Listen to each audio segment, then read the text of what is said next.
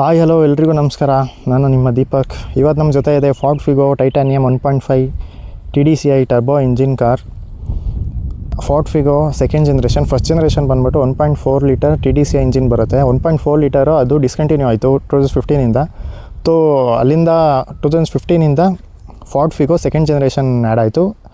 Ford Figo second generation ಜೊತೆಗೆ Ford Aspire ಅಂತ ಈಗ ಕಾಂಪಿಟೇಷನ್ ಆಗಿ ಸ್ವಿಫ್ಟಿಗೆ ಡಿಸೈರ್ ಮತ್ತು ಸ್ವಿಫ್ಟ್ ಬರುತ್ತಲ್ಲ, ಅದೇ ಥರ ಫಿಗೋ ಮತ್ತು ಆಸ್ಪೈರ್ನ ಲಾಂಚ್ ಮಾಡಿದ್ರು.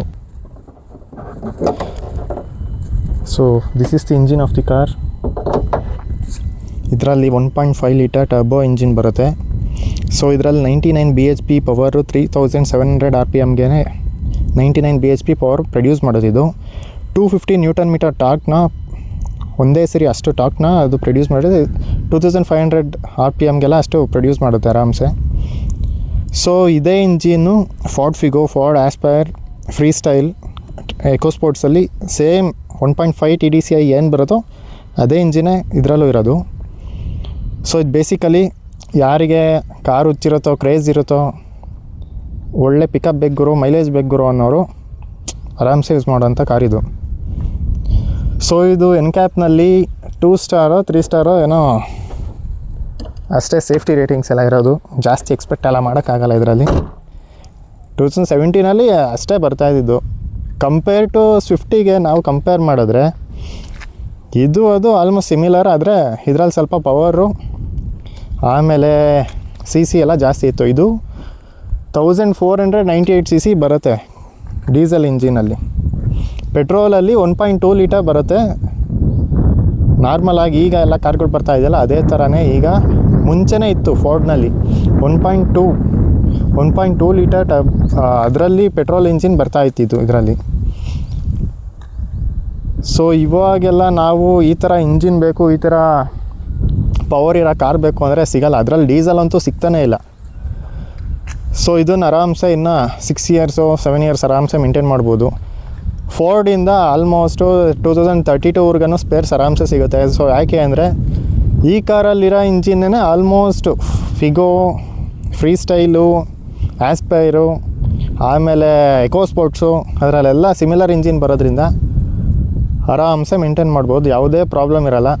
ಸೊ ಈಗ ತಾಳೋರು ಆರಾಮ್ಸೆ ತೊಗೋಬೋದು. 2026 ಆರಾಮ್ಸೆ ಫಾರ್ಡ್ ಫಿಗೋ ನೀವು ಎತ್ಕೊಂಡು ಆರಾಮ್ಸೆ 32ವರೆಗೂ ಇಲ್ಲ ಗುರು ನಾನು ಚೆನ್ನಾಗಿ ಎಂಜಾಯ್ ಮಾಡ್ತೀನಿ, ಒಂದೊಳ್ಳೆ ಗಾಡಿ ಇಡ್ತೀನಿ, ಅದೆಲ್ಲ ನಿಮ್ಮ ಮೇಲೆ ಡಿಪೆಂಡ್ ಆಗುತ್ತೆ. ನೀವು ಯಾವ ಥರ ಅದನ್ನು ನೋಡ್ಕೋತೀರಾ, ಕೇರ್ ಮಾಡ್ತೀರಾ, ಅದು ಅಷ್ಟೇ ಕ್ಲೀನಾಗಿ ನಿಮಗೆ ಪವರು, ಫೀಲು ಎಲ್ಲ ಕೊಡ್ತಾ ಬರುತ್ತೆ.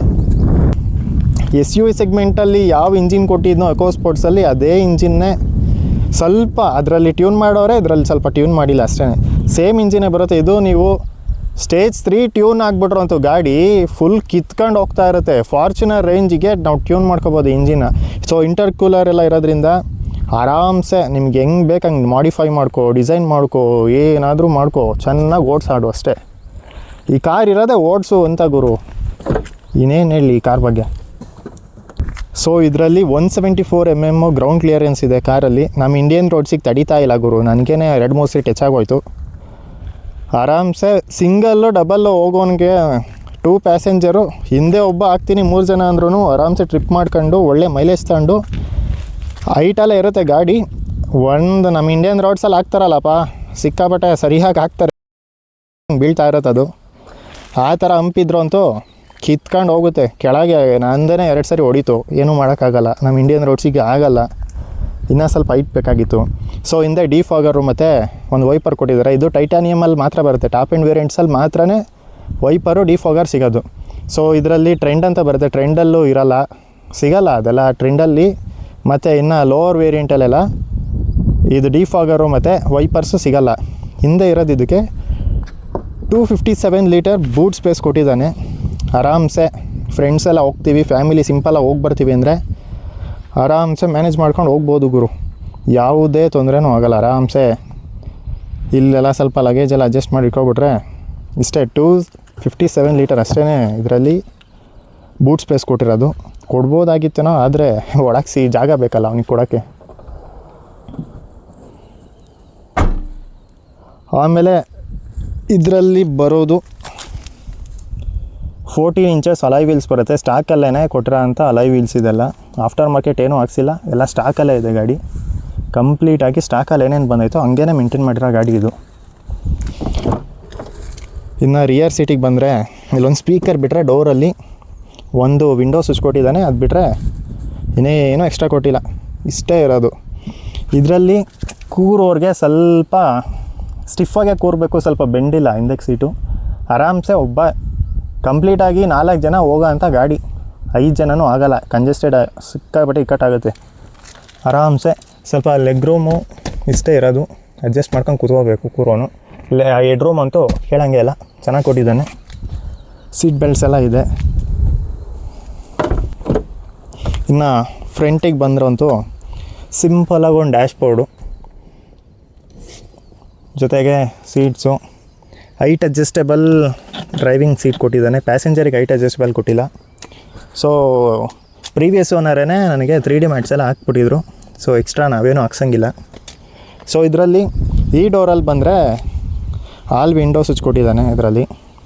ಅದು ಬಿಟ್ಟರೆ cup holder, bottle holder, extra space ಕೊಟ್ಟಿದ್ದಾರೆ ಏನಾದರೂ ಇಟ್ಕೊಳ್ಳೋದಕ್ಕೆ.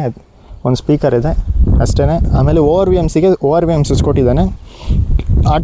ಆಟೋ ಕ್ಲೋಸು ಓಪನ್ ಎಲ್ಲ ಆಗೋಲ್ಲ. ಓವರ್ ವಿ ಎಮ್ಮು ಮ್ಯಾನ್ಯಲ್ ಆಗಿಯೇ ಕ್ಲೋಸು ಓಪನ್ ಎಲ್ಲ ಮಾಡ್ಕೋಬೇಕು. ಡ್ಯಾಶ್ ಬೋರ್ಡಲ್ಲಿ ಸ್ವಲ್ಪ ಐಡಿಯಾ ಮಾಡಿ ತಲೆ ಓಡಿಸ್ಬಿಟ್ಟು ಚೆನ್ನಾಗಿ ಡಿಸೈನ್ ಮಾಡಿದ್ದಾರೆ ಆ್ಯಕ್ಚುಲಾಗಿ. ಸೊ ಇಲ್ಲಿ ನಮ್ಮ ಡಾಕ್ಯುಮೆಂಟ್ಸ್ ಇಟ್ಕೊಳ್ಳೋದಕ್ಕೆ ಸ್ಪೇಸ್ ಕೊಟ್ಟಿದ್ದಾರೆ. ಸೊ ಇವರು ಪೆಟ್ರೋಲ್ ಟ್ಯಾಂಕ್ ಓಪನ್ ಮಾಡೋದಕ್ಕೆ ಇಲ್ಲೇ ಸ್ವಿಚ್ಚೂ ಒಂದು ಕೊಡ್ಬೋದಾಗಿತ್ತು. ಸೊ ಅದರಲ್ಲಿ ಇಲ್ಲಿ ಕೊಟ್ಬಿಟ್ಟಿದ್ದಾರೆ. ಅದನ್ನು ಇಲ್ಲಿ ಕೊಟ್ಟಿದ್ರೆ ಆರಾಮ್ಸೆ ಒಳ್ಳೆ ಇದಿರ್ತಿತ್ತು. ಒಳಗೆ ಬಂದರೆ ಸಿಂಪಲಾಗಿ ಒಂದು ಡ್ಯಾಶ್ ಬೋರ್ಡು, IRVM ಬಂದ್ಬಿಟ್ಟು ಆಟೋ ಡಿಮ್ಮಿಂಗ್ IRVM ಕೊಟ್ಟಿದ್ದಾರೆ. ಜೊತೆಗೆ ಡಿಸ್ಪ್ಲೇನೂ ಕೊಟ್ಟಿದ್ದಾರೆ. ನಾವು ರಿವರ್ಸ್ ಆಗ್ತಿದ್ದಂಗೆ ಆಟೋಮೆಟಿಕ್ಕಾಗಿ ಡಿಸ್ಪ್ಲೇನಲ್ಲೇ ತೋರಿಸುತ್ತೆ ರಿಯರ್ ಕ್ಯಾಮ್ರಾ ಆನ್ ಆಗಿ. ಸೊ ಕ್ಲಸ್ಟರ್ ಬಂದ್ಬಿಟ್ಟು ಡಿಜಿಟಲ್ ಕೊಟ್ಟಿಲ್ಲ, ಎಲ್ಲ ಅನಲಾಗೇ ಇರೋದು, complete analog with heat meter ಎಲ್ಲ ಕೊಟ್ಟಿಲ್ಲ, ಟೆಂಪ್ರೇಚರ್ ಮೀಟರ್ ಕೊಟ್ಟಿಲ್ಲ ಅವನು. ಸಿಂಪಲ್ಲಾಗಿ ಒಂದು ಫ್ಯೂಯಲು, RPM, ಸ್ಪೀಡು ಅಷ್ಟೇ ಕೊಟ್ಟಿರೋದು. ಇನ್ನು ಡಿಜಿಟಲಲ್ಲಿ ನಮಗೆ ರೆಕಾರ್ಡ್ ಆಗುತ್ತೆ ಓಡೋಮೀಟರು. ಅದು ಬಿಟ್ಟರೆ ಸ್ಟೇರಿಂಗ್ ಮೌಂಟ್ ಸ್ವಿಚ್ ಕೊಟ್ಟಿದ್ದಾನೆ. ಸೊ ಆಡಿಯೋನ ನಾವು ಇಲ್ಲೇ ಆರಾಮಸೆ ಕಂಟ್ರೋಲ್ ಮಾಡ್ಕೋಬೋದು. ಇದರಲ್ಲಿ ಕ್ರೂಸ್ ಕಂಟ್ರೋಲರ್ ಬರೋಲ್ಲ. ಕ್ರೂಸ್ ಕಂಟ್ರೋಲರ್ ಬೇಕು ಅಂದರೆ ಅಪ್ಡೇಟ್ ಮಾಡ್ಕೋಬೋದು, ಆದರೆ ಬೇಡ. ಆಫ್ಟರ್ ಮಾರ್ಕೆಟೆಲ್ಲ ಏನು ಯೂಸ್ ಮಾಡಬಾರ್ದು. ಅದು ಯಾವಾಗ ಹೆಂಗೆ ಹಾಳಾಗುತ್ತೋ ಗೊತ್ತಾಗಲ್ಲ. ಸೊ ಡ್ಯಾಶ್ ಬೋರ್ಡ್ನಲ್ಲಿ ಸಿಂಪಲಾಗಿ 4 AC ವೆಂಟ್ಸ್ ಇದೆ. ಸೊ ಅಲ್ಲಿಗೆ ಪ್ಯಾಸೆಂಜರ್ಗಿದೆ, ಡ್ರೈವಿಂಗ್ಗೆ ಒಳ್ಳೆ AC ವೆಂಟ್ಸ್ ಕೊಟ್ಟಿದ್ದಾನೆ. ಸ್ವಲ್ಪ ಎಕ್ಸ್ಟ್ರಾ ಸ್ಪೇಸ್ ಮಾಡಿಬಿಟ್ಟು ಪಾಕೆಟ್ಸ್ ಏನಾದರೂ ಇಡೋದಕ್ಕೆ ವಿತ್ ಮೊಬೈಲ್ ಹೋಲ್ಡರ್. ಇದು ಮೊಬೈಲ್ ಹೋಲ್ಡರು ಐಫೋನ್ಗಳು ಸೆಟ್ ಆಗುತ್ತೆ ಹೊರತು ಈಗಿಂದ 6 ಇಂಚಸ್ ಮೇಲಿರುತ್ತೆ ಗುರು ಎಲ್ಲ ಡಿಸ್ಪ್ಲೇ. ಆಲ್ಮೋಸ್ಟು ಎಲ್ಲಿ ಕೂರುತ್ತದು, ಆ್ಯಂಡ್ರಾಯ್ಡ್ ಕೂರಲ್ಲ. ಆರಾಮ್ಸೆ ಐಫೋನ್ನ ನಾವು ಆರಾಮಾಗಿ ಹೋಲ್ಡ್ ಮಾಡ್ಕೋಬೋದು. ಅಲ್ಲೇ USB ಮತ್ತು AX ಕೇಬಲ್ ಜಾಕ್ ಕೊಟ್ಬಿಟ್ಟೆ ಅವನೇ, ಎಲ್ಲ ಪೋರ್ಟೆಲ್ಲ ಅವನೇ ಕೊಟ್ಟಿದ್ದಾನೆ. ಸೊ ನಾರ್ಮಲಾಗಿ ಪಾರ್ಕಿಂಗ್ ಸ್ವಿಚ್ಚು ಅವನೇ. ಸಿಸ್ಟಮ್ಮು ಫೋರ್ಡಿಂದ ಬಂದಿರೋದೇ ಸ್ಟಾಕು ಮ್ಯೂಸಿಕ್ ಸಿಸ್ಟಮ್ಮು. ಇದರಲ್ಲೇ ಚೆನ್ನಾಗಿದೆ ಆ್ಯಕ್ಚುಲಾಗಿ. ಇದರಲ್ಲಿ ಟೈಮು, ಆಮೇಲೆ ಬ್ಲೂಟೂತ್ ಕನೆಕ್ಟಿವಿಟಿ ಎಲ್ಲ ಇದೆ. ಆರಾಮ್ಸೆ ಇದರಲ್ಲಿ ಫೋನ್ ಕೂಡ ಮಾಡ್ಬೋದು. ಫೋನ್ ನಂಬರ್ ನಾವಿಲ್ಲೇ ಎಂಟರ್ ಮಾಡಿಬಿಟ್ಟು ಡೈರೆಕ್ಟಾಗಿ ಕಾಲ್ ಮಾಡ್ಬೋದು, ಆರಾಮ್ಸೆ ಹೋಗುತ್ತೆ. ಆರಾಮ್ಸೆ ರಿಸೀವ್ ಮಾಡ್ಬೋದು. ಸೊ ಇಲ್ಲೇ ಮೈಕ್ ಕೊಟ್ಬಿಟ್ಟಿದ್ದಾನೆ ಅವನು. ಈಗ ಇಲ್ಲೆಲ್ಲ ಬರುತ್ತೆ, ಇಲ್ಲೆಲ್ಲ. ಸೊ ರೀಸೆಂಟಾಗಿ ಬರೋ ಕಾರ್ಗಳಲ್ಲೆಲ್ಲ ಇಲ್ಲಿ ಕೊಡ್ತಾನೆ ಮೈಕ್ನ, ಇಲ್ಲಾಂದರೆ ಇಲ್ಲೆಲ್ಲರ ಇರೋ ಟಾಪಲ್ಲಿರುತ್ತೆ. ಆದರೆ ಇವರು ಇಲ್ಲೇ ಕೊಟ್ಟಿದ್ದಾರೆ. ಆಡಿಯೋ ಸಿಸ್ಟಮಲ್ಲೇ ಮೈಕ್ ಕೂಡ ಇದೆ, ಆರಾಮ್ಸೆ ಕೇಳುತ್ತೆ, ಯಾವುದೇ ಡಿಸ್ಟರ್ಬೆನ್ಸ್ ಏನಿರಲ್ಲ. So climate control, automatic climate control ಅವರೇ ಕೊಟ್ಟಿದ್ದಾರೆ. ಸೊ ಯಾವುದೇ ರೀತಿ ನಾವೇನು ಅಡ್ಜಸ್ಟ್ ಮಾಡೋದೇನು ಬೇಡ. ನಾವು ಟೆಂಪ್ರೇಚರ್ ಎಷ್ಟು ಬೇಕು ಅಂತ ಆಟೋ ಬಟನ್ ಆದರೆ ಆಟೋಮೆಟಿಕ್ಕಾಗಿ ಅದೇ ಅಡ್ಜಸ್ಟಾಗಿ ಕೊಡುತ್ತೆ. ಇಲ್ಲಾಂದರೆ ಮ್ಯಾನ್ಯುಯಲ್ ಆಗು ಮಾಡ್ಕೋಬೋದು. 5 ಸ್ಪೀಡ್ ಮ್ಯಾನ್ಯುಯಲ್ ಗೇರ್ ಬಾಕ್ಸ್ ಕೊಟ್ಟಿದ್ದಾನೆ. ಆಮೇಲೆ ಇಲ್ಲಿ ಕಪ್ಗಳೆಲ್ಲ ಇಡೋದಕ್ಕೆ ಸ್ವಲ್ಪ ಎಕ್ಸ್ಟ್ರಾ ಸ್ಪೇಸ್ ಕೊಟ್ಟಿದ್ದಾರೆ. ಹ್ಯಾಂಡ್ ಬ್ರೇಕ್ ಹತ್ರ ಬರೇ ಕಪ್ಸೇ ಜಾಸ್ತಿ. ನೋಡಿ ಇಲ್ಲೇ 3 ಕಪ್ ಇಡ್ಬೋದು, ಒಂದು ಬಾಟಲು 2 ಕಪ್ಸು. ಇಲ್ಲಿ ಎಕ್ಸ್ಟ್ರಾ ಚೇಂಜಸ್ಸು, ಸ್ಲಿಪ್ ಏನಾರು ಇಟ್ಕೊಳ್ಳೋದಕ್ಕೆ ಸ್ಪೇಸ್ ಕೊಟ್ಟಿದ್ದಾರೆ. ಅದು ಬಿಟ್ಟರೆ ಗ್ಲೌ ಬಾಕ್ಸಲ್ಲಿ ಪರವಾಗಿಲ್ಲ, ಆರಾಮ್ಸೆ ಹೋಲ್ಡ್ ಮಾಡ್ಬೋದು. ಸೇಮ್ ಪ್ಯಾಸೆಂಜರ್ ಸೀಟಲ್ಲೂ ಅಲ್ಲೂ ಒಂದು 2 ಕಪ್ಸು, ಒಂದು ಬಾಟಲ್ ಹೋಲ್ಡರ್ ಕೊಟ್ಟಿದ್ದಾರೆ, ಎಕ್ಸ್ಟ್ರಾ ಸ್ಪೇಸ್ ಕೊಟ್ಟಿದ್ದಾರೆ. ಅದು ಬಿಟ್ಟರೆ ಇನ್ನು ಹೈಟ್ ಅಡ್ಜಸ್ಟೇಬಲ್ ಸೀಟ್ ಏನಿಲ್ಲ ಪ್ಯಾಸೆಂಜರ್ಗೆ. ನಾರ್ಮಲ್ಲು ಬೆಂಡ್ ಮಾಡ್ಕೊಂಡು ಅವನು ಆರಾಮಾಗಿ ರೆಸ್ಟ್ ಮಾಡೋ ಅಂಥ ಸೀಟು.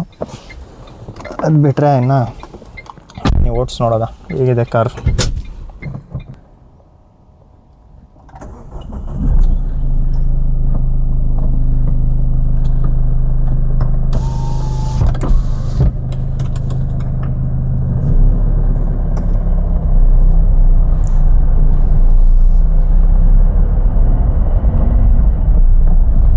ಸೊ ಇದು ಆಲ್ಮೋಸ್ಟ್ ಆರಾಮ್ಸೆ ನಿಮಗೆ ಹೈವೇನಲ್ಲಿ 22+ ಸಿಕ್ಬಿಡುತ್ತೆ ಆರಾಮಾಗಿ ಮೈಲೇಜ್. 20 ಅಂತೂ ಸಿಕ್ಕೇ ಸಿಗುತ್ತೆ.